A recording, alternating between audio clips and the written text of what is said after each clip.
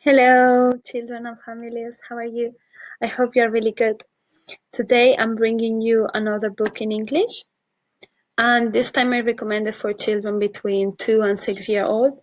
And it's a lovely story about Maddy Moona that, yeah, she's going to choose a pet for herself for her 5th birthday. So I hope you like it. It's a longer book than usual, so yeah, I hope you like it and let's have fun. Maddy Moona's Menagerie by Rachel Zadok, Candace Di Talamo and Nick Mulgrew.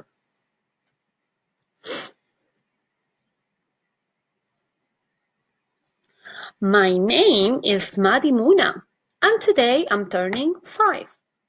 Dad promised I could choose a pet, a real one, something live. We'll travel across the whole wide world, searching Mali through Tibet, until we find the perfect one. Oh, I know just what I'll get. I'm going to get an elephant. I'll ride on it to school. My brother Billy can walk behind. He'll think I'm awfully cool.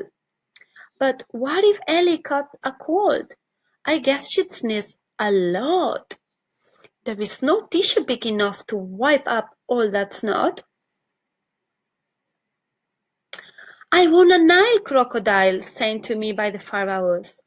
I'll call him Tad and feed him soup, fish fingers, and baby marrows. I'll keep him in the bathtub and brush his pearly whites.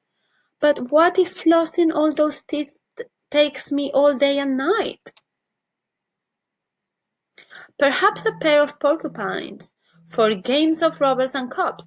Their prickly quills will be handy for holding up sweetie shops. I can munch away on candy bars while my gang sharpen their spines.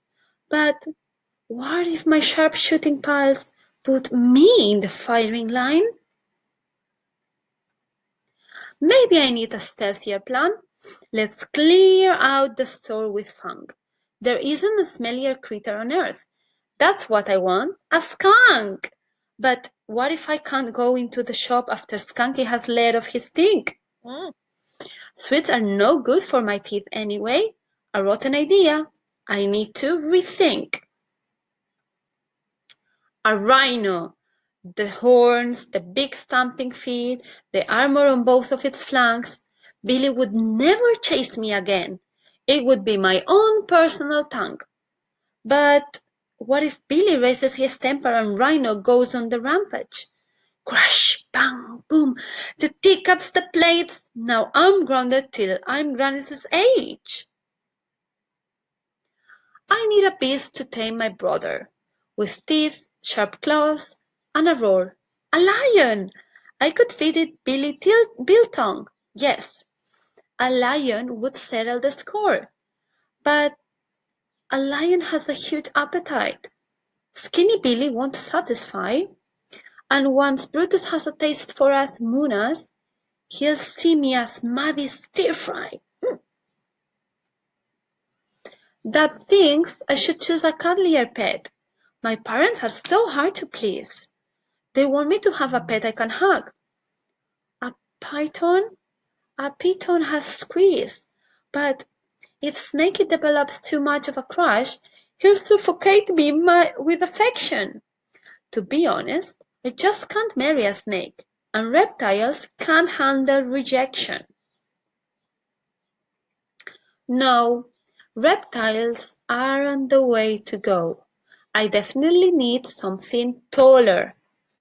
A giraffe would be awesome. I'll slide down her neck and think up a long name to call her. But something more than 8 foot tall is no good. Our house has a rather low ceiling. I'd spend hours massaging creaks out her neck.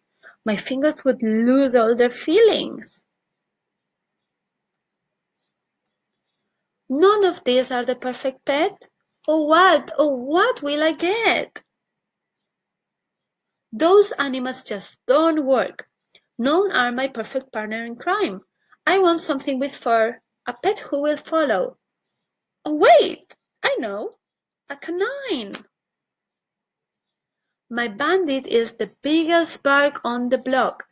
He's the fastest pup in the West. Nothing can stop us. Not Billy nor bedtime. I love my bandit. He's my best.